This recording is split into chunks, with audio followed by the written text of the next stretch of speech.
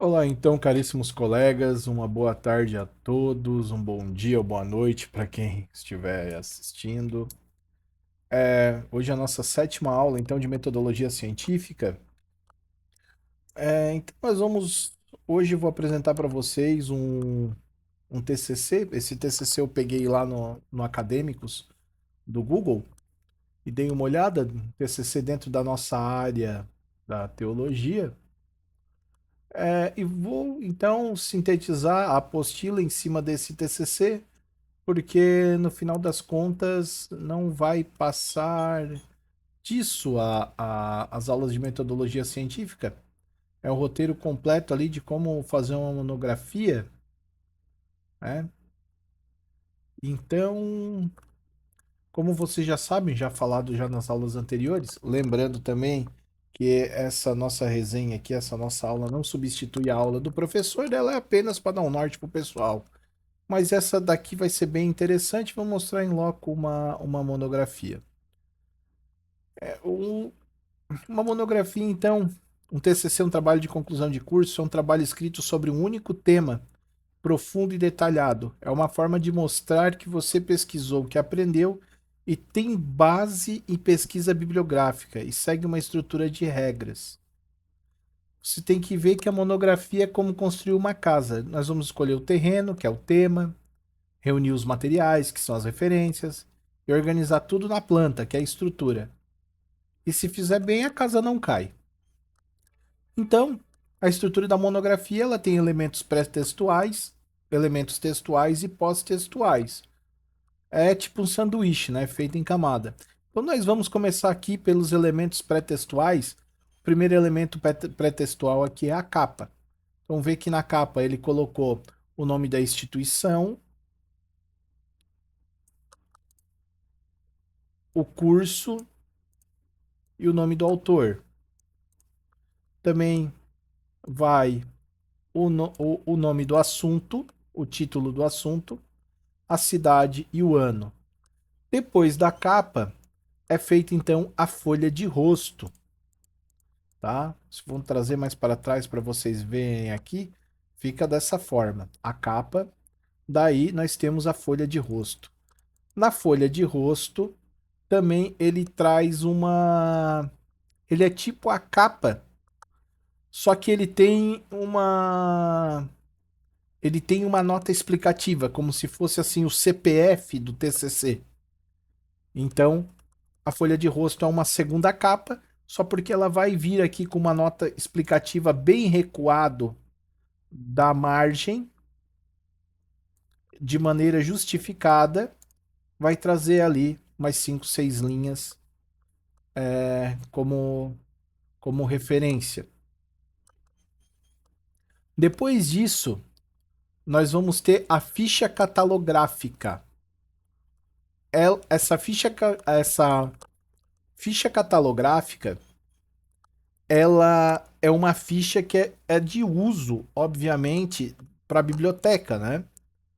Que é como se fosse o RG acadêmico. Você não é você propriamente dito que faz ela, né? É eles que fazem para você nessa nessa ficha catalográfica vai ter o tema e tudo mais, tal. Vai ter também a questão da banca julgadora. Então, tem a comissão examinadora, quem vão ser os professores e tudo mais. Tudo descrito ali.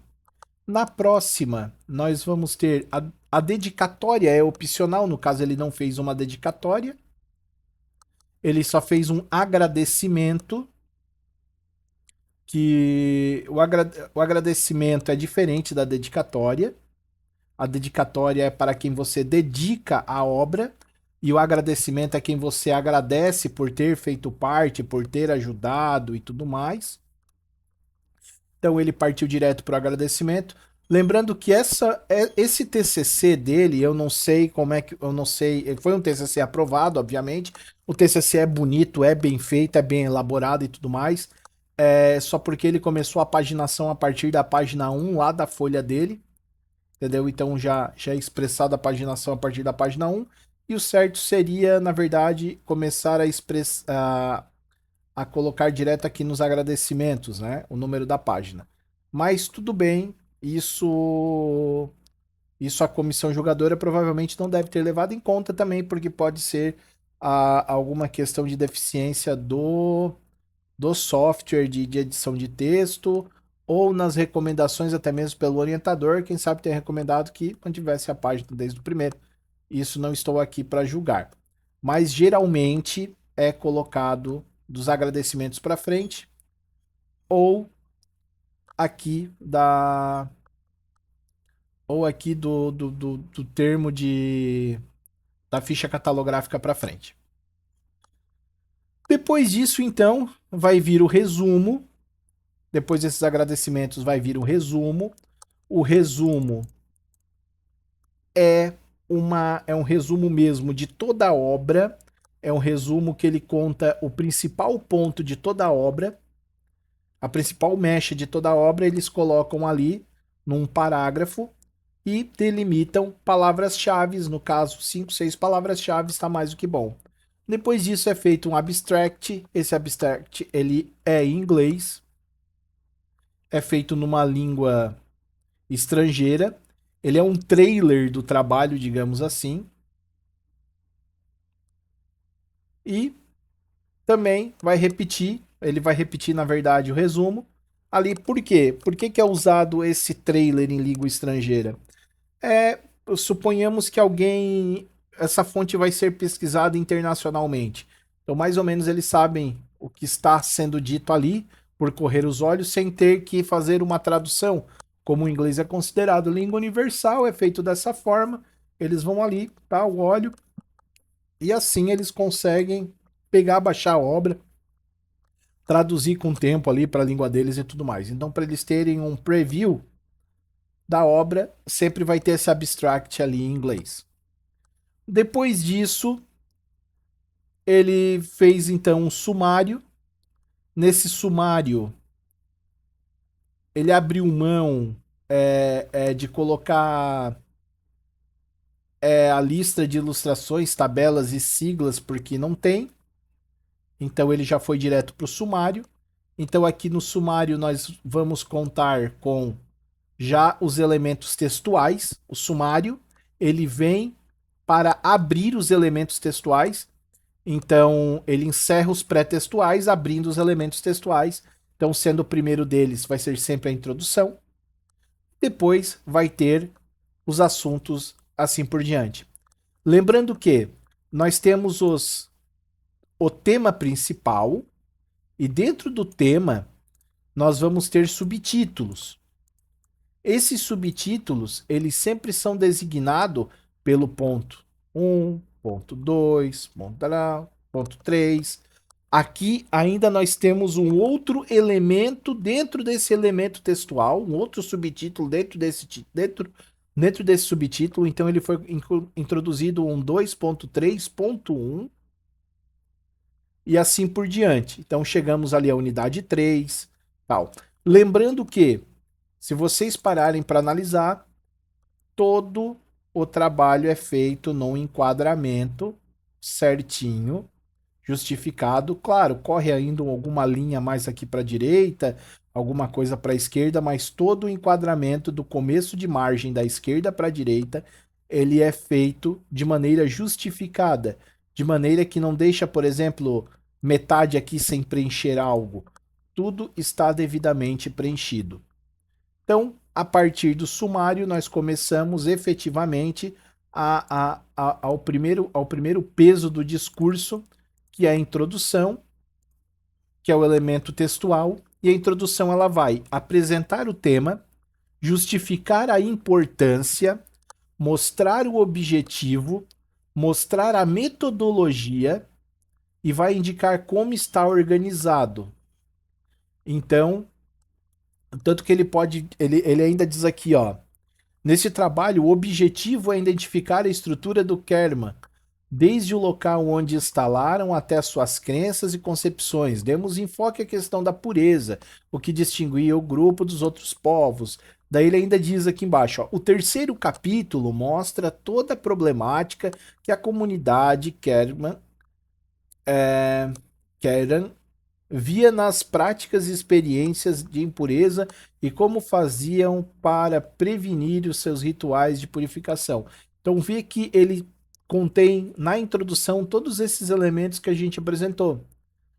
Apresentou o tema, justificou a importância, mostrou o objetivo, mostrou a metodologia e indicou como o texto é organizado. Então a introdução é como convidar alguém para sua casa. Você explica quem é você e o que a pessoa vai ver e por que isso importa. Pronto. Você fez um convite para a pessoa começar. Então, a partir ali do item 2, geralmente, no 2 é onde começa propriamente dito o assunto em si, o peso do assunto, o desenvolvimento, que é a parte mais longa e profunda, que ela vai ser subdividida então em 3 grandes blocos. O fundamento teórico, que é o que os autores dizem, e os conceitos principais, que é onde você mostra o que leu e você entendeu. A metodologia, que é onde você explica como pesquisou, que deve ser clara e bastante para outros pesquisadores repetir. E é tipo uma receita de bolo. A metodologia ela é como se fosse uma receita de bolo. Se as outras pessoas seguir, tem que dar o mesmo bolo. Tem que dar certo. E daí nós temos, então, por último, a análise de resultados, que é o que você encontrou, como interpreta a discussão e a parte que a maioria do pessoal tem medo, né? Mas é só contar o que você descobriu. Então, olha só que interessante, eu achei muito legal esse TCC. O rapaz aqui, deixa eu até ver o nome dele, que eu nem falei o nome do Andrei Roberto da Silva. Não sei se ele é padre, não pesquisei mais sobre ele, se ele é padre ou não, mas parabéns, foi um ótimo trabalho, um excelente trabalho, principalmente a colocação textual dele, muito bonita mesmo, tá? Então ele começa falando, ó, os manuscritos do Mar Morto trouxeram a polêmica e a curiosidade para todos os que acompanhavam o universo religioso. Tal, ele faz toda essa introdução bem bonita mesmo, dentro do que se espera. Depois dessa introdução ele começa aqui. Os manuscritos do Karen. Desde 1947 há um grande grupo de teóricos estudando os manuscritos do Mar Morto, descobertos naquele mesmo ano na região do Keren, em Israel, que relata as crenças e as normas para a vida de um grupo de judeus que vivia retirado dos grandes centros urbanos. Isso é ele escrevendo. Então ele vai escrevendo, até que ele chega a um determinado ponto, ele cita com as suas próprias palavras o que um outro autor já escreveu. É a chamada citação indireta. Ele parafraseia esse autor e dá a sua devida referência. Quando ele chega aqui, ó. Porções de livros como a Bíblia hebraica, exceto o livro de Esther e o livro de Neemias, alguns livros apócrifos judaicos e livros de regras da própria seita, Wilson 2009. Ponto. Ele usou uma citação desse Wilson 2009. Então, ele vai usar para compor o TCC dele nessa condição de parafrasear dentro do elemento textual dele, ele vai usar muito. Ele praticamente ele não usa nenhuma citação direta curta. Ele vai usar sempre citações diretas longas e citações indiretas. Então, o mais importante disso é quando ele coloca que ele divide como ele dividiu os blocos, é que se nós formos ver lá a fundamentação teórica, as regras, o que deve ter numa fundação teórica no desenvolvimento. Já diz, a primeira regra é o que os autores dizem, os conceitos principais, onde você mostra que leu e entendeu. E é justamente isso que ele faz. Ele monta o texto dele. Dá para ver que nós estamos falando com uma pessoa que leu, ela entende, ela domina do assunto, tanto que ela parafraseia de uma forma que não se deixa a dar a entender que foi parafraseado. Se nós formos ver igual quando ele vai colocar aqui, ó, essas comunidades tinham uma visão escatológica muito forte. E um dos motivos que levou os membros a se afastar das grandes cidades e das elites do Templo de Jerusalém foi porque a sociedade judaica estava recebendo características fortes do helenismo grego, sendo inserido dentro da religião judaica, visto pela comunidade como impureza e corrupção. Da Itlock, 1990. Ele junta elementos que o autor colocou no livro dele para compor esse trabalho de uma forma que você não percebe que ele está fazendo isso. Claro, você vai perceber, você vai saber, obviamente, porque tem a referência. Aqui, assim como ele também casa o texto muito bem quando ele vai fazer uma citação longa, que ele coloca essa citação longa não como ele não coloca essa citação longa como um carimbo de veracidade. Ele coloca essa citação longa como um elemento textual informativo para compor o resto do desenvolvimento. Então você não tem uma citação deslocada. Claro, de maneira gramatical ela segue todo o fundamento. Esse recuo que ela vai ter, a fonte menor, o parágrafo escrito ipsis literis como ele é. Mas olha só que interessante. Ele já começa assim: a história da descoberta passa por um longo processo, como se pode observar no fragmento a seguir. Então, os beduínos da tribo de Amiri e os comerciantes da antiguidade de Belém, barará, ele fala todo o sistema. Daí ele termina aqui nas últimas frases. Assim como as buscas continuam sendo feitas pelos beduínos e pelos arqueólogos, em mais cavernas procura-se os pergaminhos. Colocou a referência do autor e ele segue discorrendo o texto. Desde seus achados, os pergaminhos viajaram para diversas regiões até ser de fato reconhecido verdadeiro valor da sociedade moderna.